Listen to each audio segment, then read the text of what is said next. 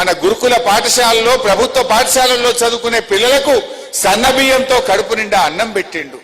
ఎన్నికల్లో హామీ ఇవ్వకపోయినా 4 కేజీలు కాదు రేషన్ కార్డు మీద ప్రతి మనిషికి 6 కిలోల బియ్యం ఇస్తా, సీలింగ్ లేకుండా బియ్యం ఇస్తా అని కేసీఆర్ గారు ఇచ్చిండ్రు.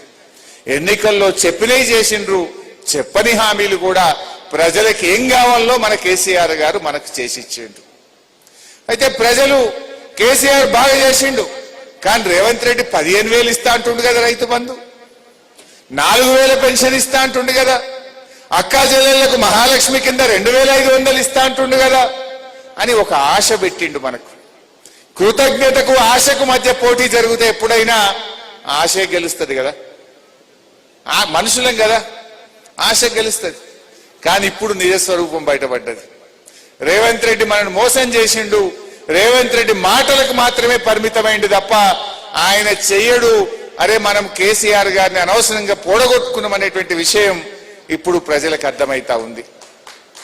మొన్న కల్లాలల్ల వడ్లమ్మిన రైతులకు ప్రతి ఒక్కరు కేసీఆర్ అదికి వచ్చిండు.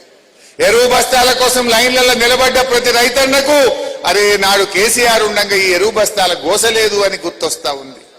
రైతు బంధు కోసం ఎదురు చూసిన రైతన్నకు ఆనాడు మనము అసలు ఎదురు చూడు